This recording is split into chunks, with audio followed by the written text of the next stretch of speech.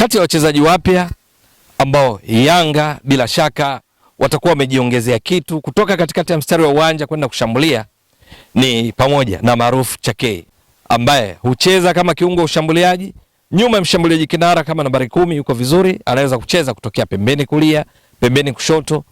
Buu lake lenye nguvu zaidi ni la kulia. Maruf Chakei amekuwa mara zote kwenye kiwango bora sana anapokuwa fit. Kupiga chenga si tatizo kwake.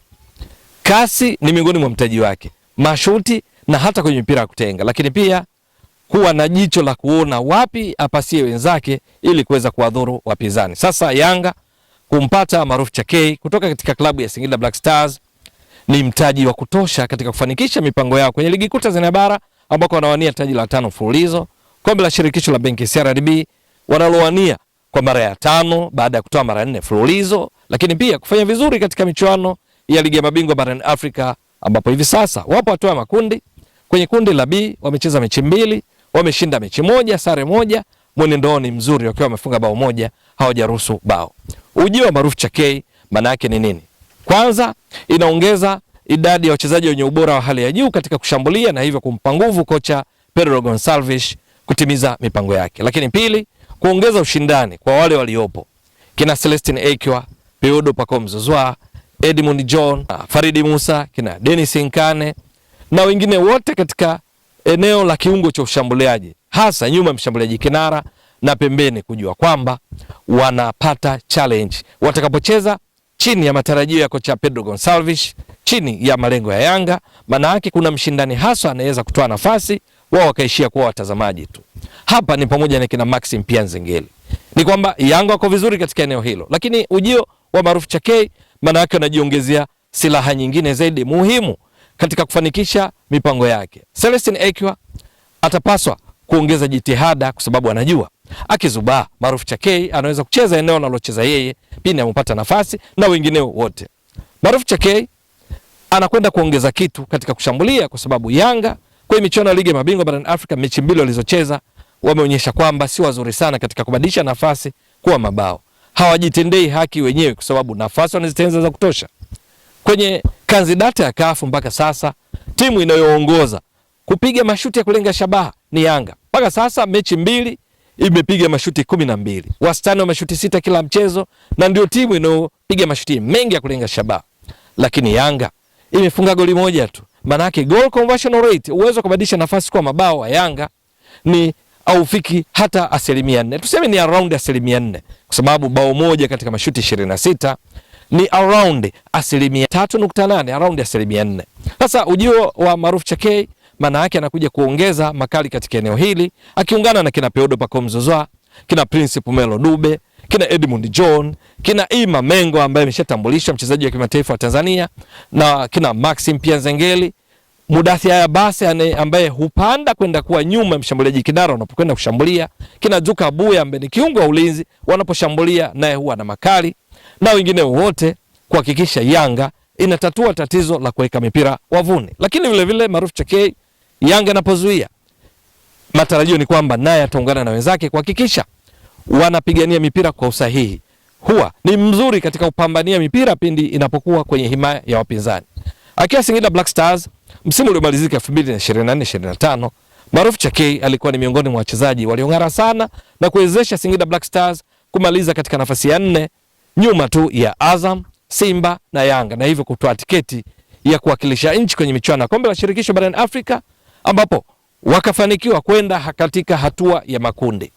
Ni dhahiri kwamba kutua kwa Maruf Chakei ndani ya Yanga ni pigo kwa kocha Miguel Gamondi wa Singida Black Stars mwenye matarajio makubwa. Kwenye msimu uliopita kwenye ligi kuu Tanzania bara, wakati Singida Black Stars ikimaliza nafasi ya 4 kwa kufikisha pointi 57 ikifunga mabao 45 kwenye mechi 30 za ligi kuu Tanzania bara, Maruf Chakei alicheza mechi 23 akikosa mechi 7 tu. Alicheza kwa dakika 1803 akapiga mashuti 47, mashuti 23 alilenga shabaha, akafunga mabao 6, akitoa pasi saidizi za mabao 4, akichangia mabao 10 kati ya mabao 45 aliofunga Singida Black Stars kwenye ligi kuu Tanzania bara msimu wa 2024-2025. Mabao 10 kwa ujumla kama mchango wa yale aliyofunga mwenyewe na assist. Maana yake mchango wake wa mabao katika ligi kuu kwa Singida Black Stars ulikuwa ni around 22%. ni kiwango cha juu mno. Lakini hiyo haitoshi. Wakati Singida Black Stars ilipokuwa ikizuia, Maruf Chakei alikuwa ni miongoni mwa wale wapambanaji haswa, na wakati mwingine akijitoa kafara kwa kucheza faulo, alimradi tu kuzuia timu yake kukumbana na shambulizi la kushtukiza. Akacheza faulo 31 katika mechi 23 alizocheza, ingawa yeye ni kiungo wa ushambuliaji. Kwa vyovyote vile, akiendeleza kiwango chake ndani ya Yanga, maana yake kocha Pedro Gonçalves amepata silaha nyingine hatari kwenda kupambana na Al Ahly katika mechi za back to back kwenye ligi ya mabingwa barani Afrika kati ya Januari 23 na Januari 30, mechi za marudiano dhidi ya JS Kabylie itakayochezwa nchini, mechi dhidi ya FAR Rabat itakayochezwa kule Morocco, lakini pia kwenye ligi kuu Tanzania bara kabla tulivyotoka kuelezea. Changamoto mojawapo kwa Maruf Chakei pamoja na uzuri wake wote ni kwamba anatoa ndani ya Yanga ambayo kwenye eneo la kiungo cha ushambuliaji wamekuwa na watu wazuri sana juu ya ushindani wa nafasi ya kucheza ndani ya Yanga. Kwenye eneo la kiungo cha ushambuliaji, tofauti na Singida Black Stars ambako pengine yeye ni miongoni mwa nyota waliokuwa akifanya vizuri, akiwa na uhakika wa nafasi kwa kiasi kikubwa ya kucheza pindi anapokuwa fiti, lakini ndani ya Yanga anakwenda kukutana na kina Peodo Pacome Zouzoua, Maxim Pia Nzengeli, Celestine Ekwa na wengine wengi kama Dennis Nkane, Faridi Musa, lakini pia Edmund John hucheza kutokea nyuma kwa mshambuliaji kinara, ingawa yeye ni mshambuliaji. Hayo maeneo yamekuwa na ushindani sana. Hapa nimetaja tu baadhi ya wachezaji wa Yanga wa kiungo cha ushambuliaji wakitokea pembeni ama nyuma ya mshambuliaji kinara. Maruf Chakei lazima ajiandae kwa hilo, maana vinginevyo akifanya tofauti, na hasa kwa kujua kwamba yeye ni mchezaji aliyesajiliwa dirisha dogo. Dirisha dogo matarajio huwa ni makubwa kwa wachezaji wapya kwamba wakifika tu wanaendana na mfumo.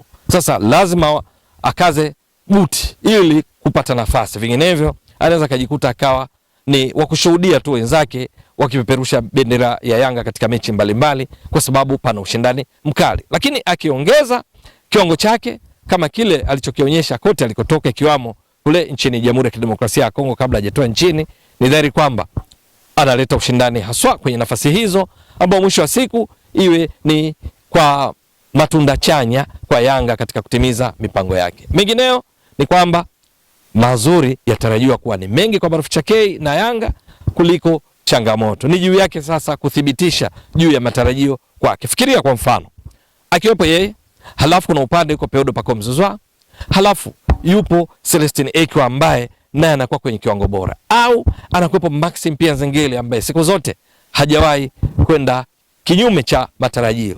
Itakuwa vipi Yanga hiyo? Yani mshambuliaji kinara Prince Pumelo Dube ama yeyote atakayepangwa, halafu nyuma yupo Maruf Chakei, upande mmoja yupo Maxim Pia Nzengeli, upande mwingine Peodo Pacome Zouzoua. Itakuwa vipi pale Yanga wanapokwenda kushambulia? Maana kwenye kuzuia pia yeye ni mzuri katika kuzuia, kama nilivyotoka kueleza.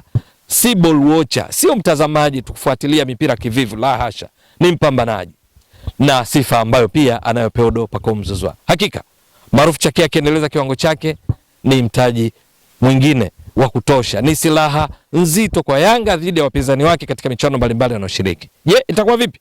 Ni swali la kusubiri. Ewe mtazamaji wa Mbwaduke Stats Sport Next Level, endelea kuunga mkono channel hii kwa kuhakikisha kama una subscribe, una share, una like na kucomment. Mwasilishaji wako ni mimi Ramadhani Mbwaduke almaarufu kama Mzee wa Data. Shukrani jazilan. Bye bye.